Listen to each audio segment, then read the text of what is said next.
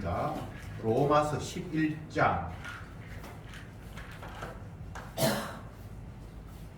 8절에서 12절까지 교독하겠습니다. 신약성경 254페이지 로마서 11장 8절에 기록된 바 하나님이 오늘날까지 저희에게 혼미한 심령과 보지 못할 눈과 듣지 못할 귀를 주셨다 함과 같으니라. 또 다윗이 가로되 저희 밥상이 올무와 덕과 그치는 것과 몽이 되게 하시고 저희 눈은 흐려 보지 못하고 저희 등은 항상 굽게 하소서 하였느니라. 그러므로 내가 말하노니 저희가 넘어지기까지 실족하였느냐 그럴 수 없느니라. 저희의 넘어짐으로 구원이 이방인에게 이르러 이스라엘로 시인하게 하느니라. 저희의 넘어짐이 세상의 부요함이 되며 저희의 실패가 이방인의 부요함이 되거든 하물며 저희의 충만함이리요. 아멘. 아멘. 바울이 로마에 있는 성도들에게 편지하는 내용, 그게 이제 로마서잖아요. 로마서를 이해하기에 앞서서 이스라엘이라는 국가와 로마의 국가의 위상들을 또 한번 생각해 볼 필요가 있습니다.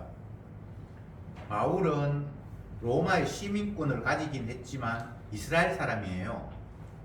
그래서 이스라엘이라는 나라는 그 당시 로마의 지배를 받는, 통치받는 그런 상황에 놓여 있었어요. 우리나라가 일제 36년 동안 지배를 받고 있었듯이 바울이 로마서를 쓸 당시에도 그런 환경이었습니다. 그러니까 내 나라를 남의 나라가 억압하고 통치하고 자유를 억압하는 그런 상태 속에서 억압받는 내가 억압하는 그들에게 성도들을 향해서 편지를 한다. 이렇게 한번 생각해 보세요. 그게 실제적인 그 당시 상황이었거든요. 그런데 물론 바울은 복음 안에서 성도와 성도 아닌 사람이 있기 때문에 네 나라 내 나라 이런 개념이 없긴 없었겠죠.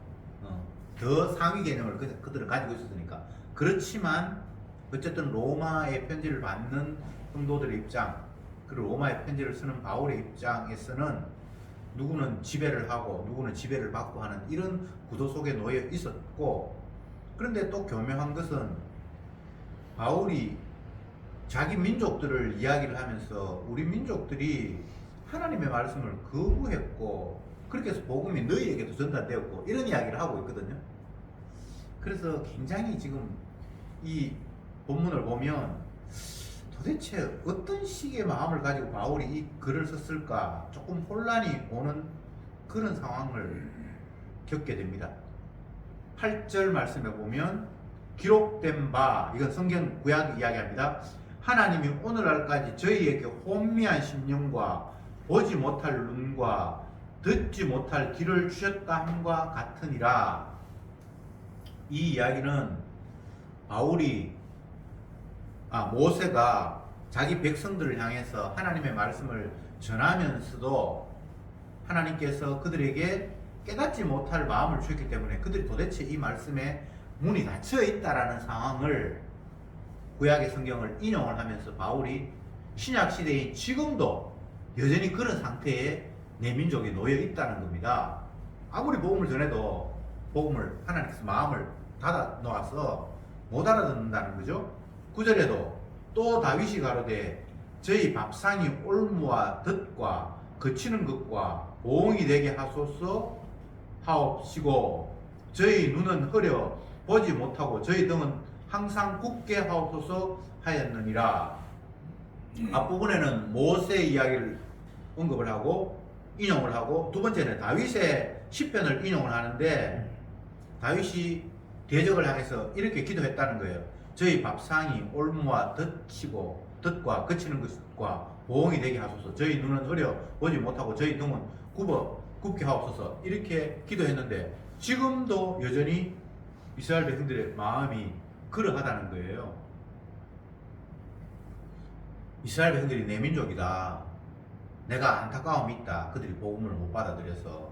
그렇지만 하나님께서 그들에게 보지 못하는 눈, 듣지 못하는 귀, 다친 마음을 주셨으니까 이건 뭐 어떻게 할 수가 없는 상황이다 라고 현 실상을 있는 그대로 이제 표현을 했습니다. 11절에 그러므로 내가 말하노니 저희가 넘어지기까지 실족하였느뇨 그럴 수 없느니라. 저희의 넘어짐으로 구원이 이방인에게 이르러 이스라엘로 시기나게 하려 함이니라. 여기는 이제 또 반전이 일어납니다. 앞부분에서 바울이 이야기한 내용은 우리 민족들이 완악해서 아무리 복음 전해도 복음을 받아들이지 않는다. 그건 어쩔 수 없다. 하나님께서 그들에게 다친 마음을 주셨고 보지 못하는 눈을 주셨기 때문에 아무리 이야기해도 못 받아들인다. 이렇게 얘기해 놓고는 11절에서 그러므로 내가 말하노니 저희가 넘어지기까지 실족하였느뇨 그럴 수 없느니라. 이렇게 다른 이야기를 지금 또 하기 시작을 합니다. 그렇다면 그들이 영원히 멸망받을 거냐? 그건 아니다라는 겁니다. 그러면서 하는 이야기가 그들이 하나님의 복음을 받아들이지 않음으로 말미암아 이방인이 너희에게 복음이 이르렀고 그걸 통해서 하나님은 시기 나서 이스라엘 백성들을 다시 복음으로 받아들이는 이런 식으로 주님께서 일을 하신다는 거예요. 이게 좀 재밌는데 보세요. 여기 이제 세 단계가 있습니다. 11절에서 세 단계를 이야기했는데 첫 번째는 유대인이 복음을 거절했다. 두 번째, 그러니까 이방인에게 복음이 갔다, 전해졌다. 세 번째, 유대인이 시기가 생겨 복음에 대해서 이제 관심을 갖게 된다. 이런 구도를 지금 바울이 이야기를 하고 있어요. 처음에는 유대인들이 이방인에게 복음 전해지기 전에 유대인에게 복음이 전해졌으니까 근데 하나님께서 다친 마음을 주셔서 그들이 복음을 거절을 했다. 근데 하나님께서 유대인에게 복음이 전해졌는데 그들이 거절을 하니까 이방인에게 복음이 전하도록 하나님께서 방향을 트셨다. 근데 이방인 가운데 막 복음을 받아들이고 하나님을 섬기는 사람이 생기니까 이 유대인들은 이방인들도 복음 받아들이고 구원을 얻었고 약간 시기심이 생긴다는 거죠. 하나님은 우리 하나님인데 그러니까 다시 복음에 대해서 생각하는 기회를 갖게 하나님께서 만드셨다는 거예요. 이런 관점은 성령님께서 바울에게 심어주셨으니까 아는 거지 보통 사람은 알 수가 없는 거예요. 그러니까 하나님이 어떤 일을 하실 때에 철저히 계획하시고 의도하시는 바가 있는데 그것은 당신이 약속하신 바를 언약하신 내용을 어떤 식으로든 성취해내시고 이루시는 하나님이라는 거예요.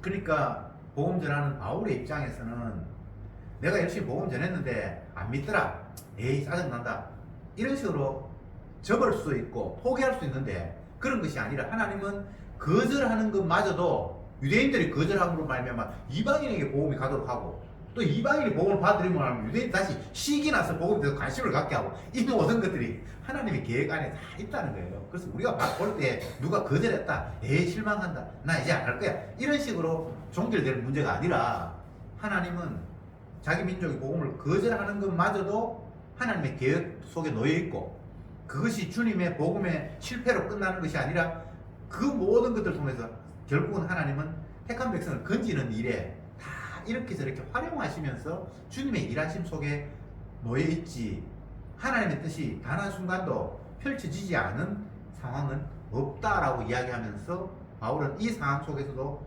긍정적으로 주님이 지금 잘 일하고 계시기 때문에 우리 민족들이 지금 복음을 거절하고 있고 너희들에게 복음이 전파되었고 이걸 통해서 다시 한번 하나님께서 우리 민족 가운데 택한 백성들을 건지는 일을 하나님이 쉼없이 잘 하고 계신다.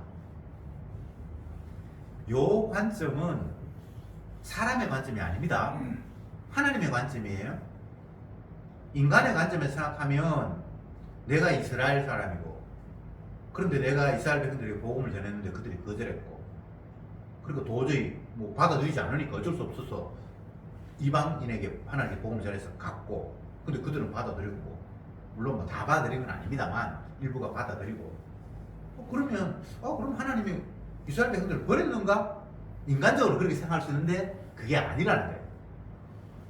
이렇게 해서 이방인이 복음을 받아들임으로 말미암아 유대인들에게 복음의 시기를 일으켜서 결국은 복음에 관심을 가지도록 하는 이 하나님의 일하심은 인간의 생각으로는 도저히 청량할 수 없고 계획할 수 없고 놀라운 하나님의 섭리다라고 바울이 이야기를 하고 있습니다.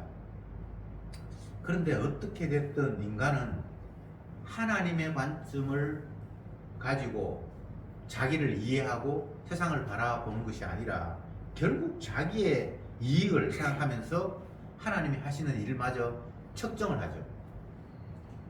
주님은 주인이고 우리는 그분의 종인데, 주인과 종의 관계는 어떤 것인가 하면 성경에 이야기하는 이 세상에서 주인과 종 말고 성경이 이야기하는 주인의 종의 관계는, 주인이 시키면 종은 그냥 그 앞에 순종하고 복종하는 것이 종의 자격이고 책임이고 위치예요. 종인 내가 주인 앞에 열심히 순종하면 나를 훌륭한 종으로, 아니면 종 아닌 자유인으로 풀어주겠지, 뭐 이런 구도가 성경에서는 형성되는 게 아닙니다. 종은 왜 종이라고 했는가? 주인이 계시고 주인이 시키는 일에 복종하는 존재로 너는 있다라는 차원에서 종이라는 거죠. 그런데 사람들은 자기 자신을 하나님의 종으로 제대로 인식하지도 않고, 이스라엘 백성들이 성경을 읽으면서 우리는 하나님의 종이구나 라고 인식했다 할지라도 그 인식이 진짜 종으로서의 인식이 아니라 하나님이 나의 하나님이고 나는 그분이 종이다. 그러면 그분의 시키심을 내가 잘 복종을 하면 내가 이 현재 위치보다 더 좋은, 더 나은 자리로 나아갈 수 있겠지라는, 내가 복을 받고 더 많은 것들을 얻을 수 있겠지라는 이런 생각을 하게 되죠. 그러니까 이것은 하나님 입장이 아니고 종의 입장에서 하나님을 이해하는 거잖아요. 그러니까 이건 제대로 된 해석이나 이해가 안 되는 거죠. 이스라엘 백성들은 끝없이 자기 중심으로 생각을 했습니다. 왜? 자기 중심으로 인간은 생각할 수밖에 없어요. 그게 단 한순간도 벗어날 수 없는 일이에요. 12절 봅시다. 저희의 넘어짐이 세상의 부요함이 되며 저희의 실패가 이방인의 부요함이 되거든 하물며 저희의 충만함이요. 이게 이제 오늘 본문의 이제 마지막인데, 이스라엘 백성들이 하나님의 복음을 거절했다. 이거는 저희의 넘어짐이 세상의 부요함이 되고 저희의 실패가 이방인에게 부요함이 됐다. 이거는 딱 똑같은 이야기를 두 번 반복했습니다. 이스라엘이 복음 안 받았기 때문에 세상에 복음이 퍼졌다. 이스라엘 백성들이 실패했기 때문에 이방인들에게 복음이 전파됐다. 똑같은 이야기죠. 그런데 마지막에는 저희가 충만하게 될 때는 어떻게 되겠니? 라고 이렇게 얘기했습니다.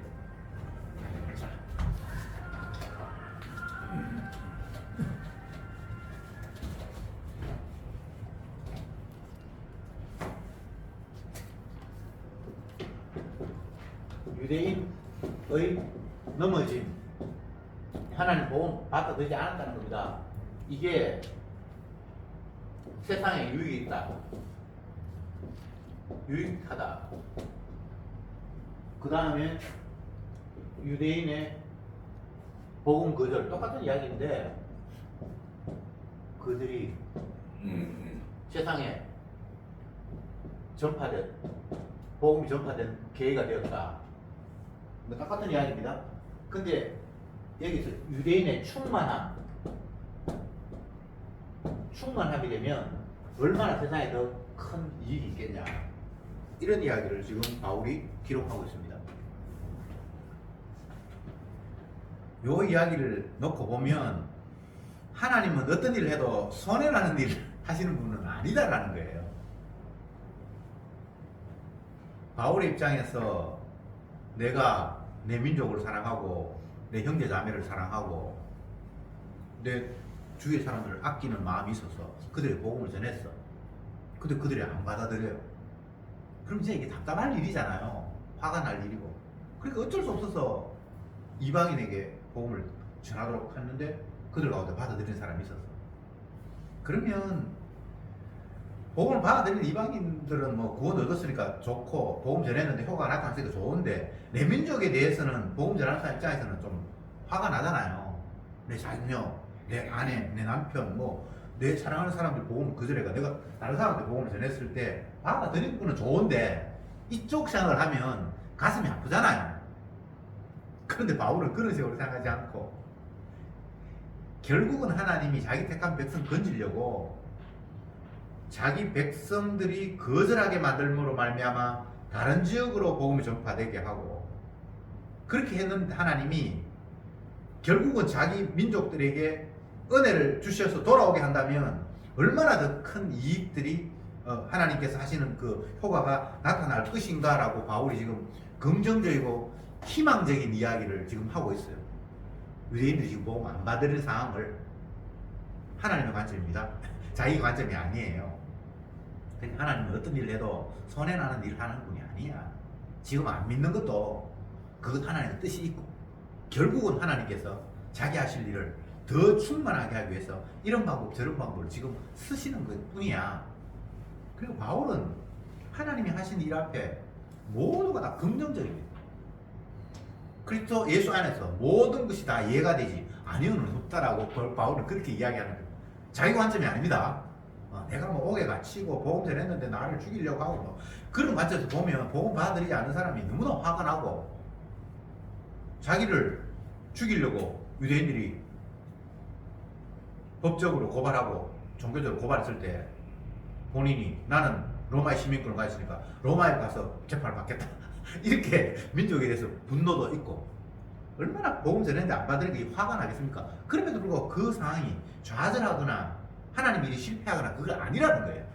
이런 저런 일이 많이 벌어져도 그게 나에게 불리한 일이거나 뭐 내가 하는 일에 고통을 주거나 그 개인적인 입장이 아니라 이런저런 일이 다 벌어져도 하나님은 자기 계획하신 바를 이루기 위해서 지금 잘 하고 계신다. 이런 이야기를 바울이 계속해서 하고 있는 겁니다. 로마서 8장 28절에 이걸 한번 찾아볼까요? 지나갔는데 8장 28절 같이 한번 읽어볼까요? 시작. 우리가 알거니와 하나님을 사랑하는 자 곧 그 뜻대로 부르심을 입은 자들에게는 모든 것이 합력하여 선을 이루느니라. 이 말씀을 딱 놓고 보면 하나님을 사랑하고 예수 믿는 사람은 모든 것이 합력해 선을 이루다 그러니까 어떻게든 일이 잘 되겠구나 이제 이런 식으로 해석을 하는데 그건 인간적인 해석이고 하나님께서 자기 택한 백성들을 통해서 자기의 뜻을 선한 뜻, 합당한 뜻을 이룬다는 거예요. 하나님의 뜻입니다. 하나님이 기뻐하시는 뜻이에요. 예수 믿는 사람 좋게 한다 그런 이야기가 아니고 그러니까 끝없이 성경은 주님의 자기 만족, 자기 기쁨, 자기 영광을 계속해서 추구하시는 거예요. 이스라엘을 만든 이유도 나를 찬송하게 하기 위해 나를 기쁘게 하기 위해서 만들었다. 모든 것이 다 창조주의 영광이에요. 만물이 주로 말미암아 지은 바 되었고 주로 말미암아 흘러가고 주님의 뜻하신 바대로 결론을 맺게 돼 있잖아요. 그 모든 과정에서 자기 영광, 하나님의 자기 영광만이 그게 가득 찬 거예요. 요한계시록에 사도 요한이 하늘나라의 모습을 봤잖아요. 그래서 기록해놨잖아요. 근데 하늘나라의 모습을 보면 오로지 어린 양의 보좌가 찬양되고 피조물이든 천사든 모두가 다 하나님의 보좌를 찬양하고 경배하는 내용이 천국의 모습이거든요. 하나님의 영광. 그러면 지금 이 땅에서도 똑같이 그 일이 벌어지는 것이 당연하겠죠. 피조물의 영광? 그건 원래 하나님이 계획한 바에 없는 거예요.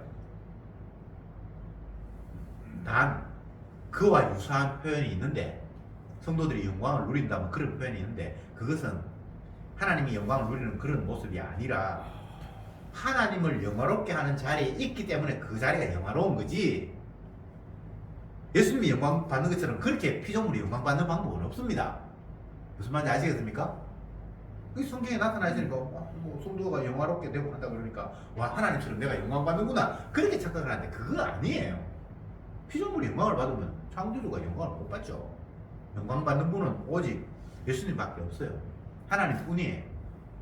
그러면 왜 피조물에게 너희가 영광스럽게 된다고 했는가? 주님을 찬송하는 자리에 갔기 때문에 그 자체가 영광스러운 거예요. 성도들 여러분들은 주님의 영광 속에 놓여 있는 거예요. 이게 영화로운 신분이에요. 왜? 주님이 자기의 희생, 생명, 보혈의 피를 성도들에게 주셨잖아요. 그 주님이 자기의 생명을 주셨으니까 그 생명을 받은 사람이 얼마나 귀합니까? 그 자체가 하나님의 영광이에요. 내가 이 세상에서 삐까뻔쩍하고 남들로부터 우르름 받는 그런 영광이 아니라 이 세상의 영광이라는 게 그건 아무것도 아니에요. 이 세상은 잠깐 있다가 사라져버릴 것이잖아요. 그러니까 세상의 영광이라는 것이 들에 꽃이 핀 거하고 같다. 꽃은 시들고 결국은 마르잖아.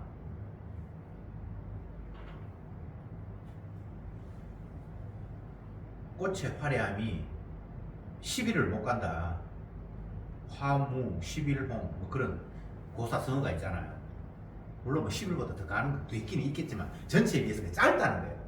꽃의 화려함이 너희들 볼 때 그 영원한 가치. 근데 지나고 나면 언제 바람 불고 떨어져가지고 그냥 비참하게 아무것도 아니야. 그래서 그게 성경의 이야기예요. 성경의 이야기. 모든 육체는 풀이요. 그 육체의 아름다움은 풀의 꽃과 같으니 풀은 마르고 시들고 꽃은 떨어진다. 그러니까 이 땅에서의 뭔가 영광을 누린다라는 그 자체가 전혀 하나님의 뜻과는 상관이 없는 거예요. 내가 어떻게 하면 영광을 누릴 수 있죠? 이 땅에서는 영광이 없어요. 그런 관점이 아니에요. 다만 주님의 복음을 깨닫고 주님의 그 귀한 생명을 우리를 위해서 주셨다라는 그 관계성 속에서 성도는 이미 영화로운 존재가 되었어요. 그보다 더 귀한 게 있습니까? 어떤 사람은 되게 높은 사람이 선물 주셨다고 그걸 가지고 간직을 하는데 TV 보니까 그런 이야기가 나왔어요. 안정환 씨가 이탈리아에서 아마 축구팀에 오랫동안 활동했던가 봐요. 그랬는데 교황을 축구팀들이 가서 만났는데 교황이 뭔가 선물을 줬대요. 그랬는데 자기가 나중에 그 월드컵 해가지고 이탈리아 팀을 이기고 그래가지고 그쪽 팀에서 쫓겨나고 그래 급하게 이탈리아를 이제 떠나서 왔는데 급하게 오다 보니까 아마 교황이 준 선물을 어디 놔뒀는지 모르겠다 그러면서 잃어버렸다 그러면서 너무 아깝다고 그런 이야기 하는 걸 내가 텔레비전에서 들었는데, 세상에 좀 괜찮다고 하고 권위 있는 사람이 선물을 주었다, 그걸 내가 가지고 있다, 그거가 굉장히 이 세상에서는 대단한 것처럼 생각하잖아요. 근데 하나님께서 자기의 생명을 우리에게 주셔서 우리를 피로 값주고 사서 이제 너 내 것이 되었어야 라고 한 자가 성도잖아요. 근데 그 성도의 영광이 얼마나 대단한 겁니까? 자꾸 우리가 하나님의 영광이라고 그러고 주님 앞에 영광 받았다 그러니까 내가 이 세상에서 막 존귀하게 되는 것은 그렇지 않은데, 세상 존귀할 게 아무것도 없어요. 교황이 뭐 선물 줬다고 뭐 교황이 죄인인데, 지옥 갈 사람인데, 예수 안 믿으니까 지옥 가죠. 지가 마치 신인 것처럼. 계속해서 복음은 예수님께 집중하고 있습니다. 왜? 그분이 세상의 주인이니까요. 주인이 자기 뜻대로 하는 이 구도 속에 종인 우리가 내 뜻은요 이렇게 툭 튀어나오는 것 자체가 말이 안 되잖아요. 종의 뜻이 어디 있습니까? 주인의 뜻만 있지. 주인 앞에 복종하는 것, 그게 종이잖아요. 복음서에서 그런 표현이 있죠. 주인이 밖에 나갔다가 집에 돌아왔는데 종이 주인이 배고프니까 빨리 식사를 준비해야지 이렇게 하면서 식사를 준비하는 게 맞지. 주인이 왔는데 내가 오늘 시킨 일 잘했습니다 잘했습니다 라고 칭찬 들으고 기대한다면 그게 종의 자세냐? 이렇게 성경에 기록하고 있어요. 그 말씀을 잘 한번 생각해 보세요. 과연 내가 예수님을 믿는다는 것들이, 복음을 믿는다라는 것들이 진짜 종과 주인의 관계성 속에서 내가 100% 복종할 수밖에 없는 존재라는 사실을 늘 감사하면서 그런 관계를 가지고 있는 건지, 아니면 내가 시키는 일 이만큼 했으니까 나 좀 사탕 하나 더 주세요 라고 이렇게 우리가 주님을 생각하고 있는 건지.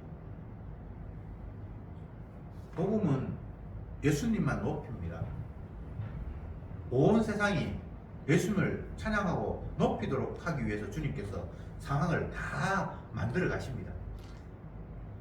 계속 뉴스를 틀면 나오는 게 이스라엘과 이란이 서로 뭐 미사일을 쏘고 계속해서 하잖아요. 아직도 러시아하고 우크라이나는 전쟁이 끝나지 않았고, 그런 상황 속에서 우리는 직접 피해를 당하는 당사자, 그곳에 있는 존재가 아니니까, 멀리 있으니까 여파에 대해서 걱정을 하는 거죠. 오늘 오니까 보니까 기름값이 많이 올랐더라고요. 그 기름 나는 나라에서 지금 전쟁이 일어나니까 기름값을, 우리는 그냥 내 차 몰고 가는데 기름값 올랐으니까 짜증난다 이 정도지만, 그들은 우리하고 다르겠죠, 그죠? 제가 지금 말씀드리는 것은 이 세상은 피조물의 위주로 불편하다, 안 됐다 이런 게 아니라 창조 중심으로 돌아가는 세상이라는 거예요. 그러니까 이스라엘이고 이란이고 아니면 그 여파로 살아가는 기름값 오르는 우리고 인간 중심이 아니에요. 그래서 내가 불편하다 그런 소리 하면 안 돼요.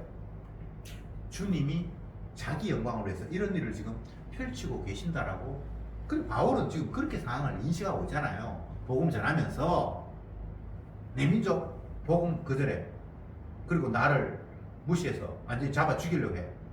그러니까 내가 도저히 민족한테는 복음을 못 전하고 다른 민족에게 전하고 있는데, 이 인간적으로 보면 이게 얼마나 화가 나는 일입니까? 근데 내 입장에서 화가 난다 이런 이야기 아니고, 하나님이 이방인 너희들에게 복음 전하기 위해서 내 민족에 안 받아들였고, 근데 너희들이 복음을 받아들인 거라면 하나님도 희가 나서 이들에게 복음을 전하고, 그러니까 주님이 일 잘한다는 거예요. 아무 문제 없다는 거예요.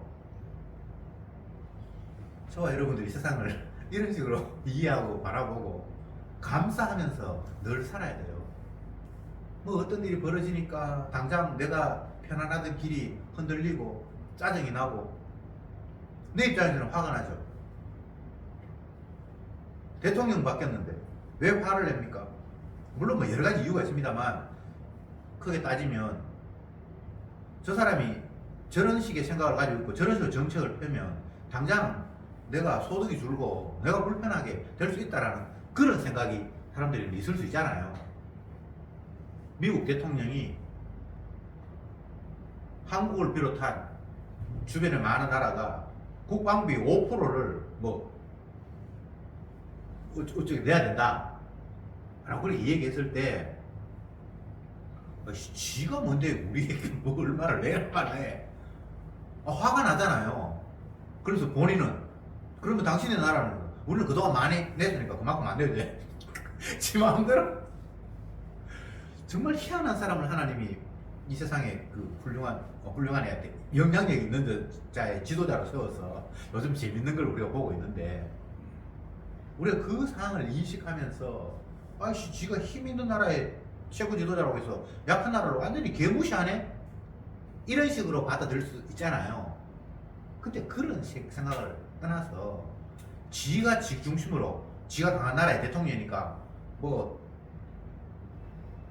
뭡니까 금리를 내려라 그러는데 금리를 안 내리고 하니까 너 까불래? 내가 너 쫓아낼 거야. 너무나 형편없는 이야기를 하고 있는 그런 상황을 보면서 저건 나빠, 말도 안 돼 라고 이렇게 생각하지만, 따지고 보면 우리도 그 짓을 하고 있는 거예요. 내 역량 속에서. 나는 그 정도 위치가 아니니까 그 정도까지는 못 하는데, 내가 할 수 있는 범위 내에서는 계속해서 그 짓을 하면서 살아가고 있어요. 애한테 위협을 한다든지, 너 그럼 밥 안 줘 그러면서 그렇게 한다든지, 뭐 어떻게 하든지 내가 할 수 있는 역량 속에서는 나도 왕짓을 하고 살아가요. 그러니까 우리가 그런 모습을 보면서 와, 저놈 진짜 건방지고 무식하네. 어떻게 저런 사람을 대통령으로 세웠어? 이렇게 하기 이전에 죄인의 모습이 다 지가 신이 된 모습이구나. 내 모습을 저놈 속에 읽을 수 있구나. 이 세상은 주인이 따로 계시는데 지가 주인인 것처럼 지 마음대로 행세 안 해? 라고 하면서 나를 바라볼 수 있다면 그게 참 은혜의 장인데 그렇게 안 되잖아요. 어떻게 뭐 저 따위가 다 있어. 근데 그렇게 욕하는 그 대상이 바로 자기 자신이거든요. 욕먹어야 할 대상이 그 사람만 욕먹는 게 아니고 그 사람 욕을 먹어야 되고 나도 그와 다르지 않다는 걸 발견해야 된다는 거죠. 제가 오늘 이 복음을 보면서 뭐 여러 가지를 생각하고 말씀을 드리고 싶습니다만 중요한 건 다른 게 아니에요. 내 관점이 아니라는 것, 인간의 관점이 아니라는 것. 어떤 일이 벌어져도 내 입장에서 그걸 바라보는 것은 그건 합당하지 않다는 것. 주님의 관점. 그 주님의 관점으로 보면요, 만물이 주에게서 나오고 주로 말미암고 주에게로 돌아간다 했잖아요.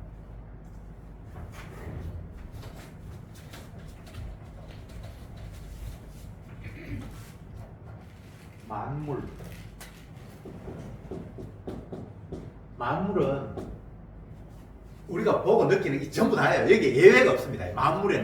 만물이 주님의 말미암아 시작이 되었고 주로 말미암고 주에 의해서 움직이고 마지막에 주에 의해서 돌아간다. 출발, 중간 과정, 결과, 모든 만물이 주님을 위해서 시작이 됐고 주님 영광을 위해서 결론이 맺어지는 거잖아요. 그럼 거기에 내 영광은요, 내 평안은요, 그러면 그 반칙이잖아요. 우리 교회는요, 우리 나라는요, 우리 집은 왜 이렇습니까? 이렇게 말하면 반칙이거든요. 오로지 주인 되시는 그분이 자기 영광을 위해서 시작했고 지금도 중간 과정이 돌아가고 마지막 결론도 그분의 영광을 위해서 끝나도록 돼 있잖아요. 그럼 우리가 그런 관점에서 세상을 바라보는 거죠. 전쟁이 일어나고 하는 게 내한테는 불편한지 모르지만 주님은 자기 일을 지금 잘하고 계시는구나. 바울이 내가 내민족에게 열심히 복음을 전했는데 나를 죽이려고 해가지고 내가 도망가야 되고, 이거 완전히 짜증나는 일이잖아요. 복음은 귀한 건데 안 받으니까 그것도 화가 나지만, 그런데 이 화낼 일이 아니고 하나님이 이방인에게 복음 전파하라고 이들을 거절하게 해서 지금 이방인에게 복음 잘 되고 있고, 그러면 하나님 완전히 이 이스라엘 백성들을 버렸냐? 그게 아니라 다시 이방인을 통해서 시기나게 해서 그들의 복음 관심 갖도록 하고, 하나님 지금 자기 일 잘하고 있다는 거예요. 뭐가 문제인데? 나를 복음 전한다고 잡아 죽이려고 그러고, 그것도 하면 문제 없고, 이방인에게 복음 전해도 뭐 평탄하지 않았어요. 죽이려고 그러고 옥에 가두고 막 그랬어요. 근데 아무 문제 없대요, 바울은. 왜? 하나님이 자기 영광을 위해서 지금 잘하고 계시기 때문에 복음을 내가 전하는 것 같아도 내가 전하는 게 아니라 성령께서 다 복음 전하고 계신다는 거예요. 와, 이보다 더 긍정적인 사고방식이 없죠, 그죠? 긍정이 해서 긍정이 아니라 하나님의 말씀을 믿기 때문에 긍정 안 할 수가 없어요. 만물이 주님의 뜻대로 지금 잘 돌아가고 있는데 내가 왜 불만을 갖죠? 나는요, 니 빠져. 너를 위한 세상도 아닌데 너는 주님을 찬양하기 위한 도구야. 그러니까 내가 뭘 하면 하나님 잘하십니다 라고 박수 치면 네가 할 일 다 하는 거야. 근데 우리는 박수를 안 치는 거예요. 왜 박수를 안 칩니까? 내 입장에서 보니까 박수 칠 일이 없어. 막 짜증 날 일이 온통 사람이 뉴스만 보면 무서워요. 장마가 와가지고 뭐 어디 쓸려 내려가고 비행기가 안 뜨고 뭐 별별 일이 막 일어나는 거예요. 내 입장을 생각하면. 근데 하나님이 자기 영광을 위해서 지금 일을 잘하고 계세요. 영광을 받고 계신다고요. 내 계획이 틀어지고 내가 기대했던 바가 무너질 때에 이게 성도에게 왜 은혜가 되는가 하면, 내가 또 내 뜻대로 하려고 발부둥 쳤구나라는 게 깨달아지니까 그게 유익한 거예요. 밥 잘 먹고 멀쩡한데 왜 앞으로 넘어지고 쓰러지고 합니까? 그 상황을 당할 때는 아이씨 왜 이러지 짜증이 나겠지만 그래 내 뜻대로 되는 세상이 아니고 내 몸마저 이게 내가 주인이 아니지 이렇게 깨달으면 아멘이고 지금 박수부대에 동원되고 있는 거예요. 무엇 하나 나를 위한 것이 아니라 모두가 만물이 나를 포함해서 내 주위에 있는 모든 만물이 주님의 영광을 위해서 주님께서 돌리고 계시는데 그거를 자꾸 놓치니까 답답한 거예요. 걱정스럽고 근심스럽고 염려스럽고. 왜? 내가 기대하는 바가 있고 그 기대하는 바가 안 이루어질까 봐 불안한 거예요. 맞잖아요. 근데 내 기대가 있으면 안 되는데 주님의 계획만 있는데 주님의 계획대로만 되어가는 세상인데 이게 빨리 깨달아져야 범사에 감사해요. 모든 것을 합력해서 유익하게 하시는 분이 여호와 하나님이에요. 우리에게는 울 때도 있고 웃을 때도 있고 병들 때도 있고 치료될 때도 있고 하지만 그 모든 것들은 다 합력하여 주님의 영광을 위해서 지금 돌아가고 있는 중이에요. 사도 바울 같으면 풍부에 처하거나 빈곤에 처하거나 어떻게 해도 그게 하나님이 자기 일을 하시는 과정 속에 놓여있기 때문에 어딜 가도 내가 그냥 감사할 뿐이라는 거예요. 근데 주님의 중심이 안 되면 풍부에 처하면 감사하고 빈곤에 처하면 화가 나잖아요. 그러면 그 범사에 감사가 안 되거든요. 왜 범사에 감사하죠?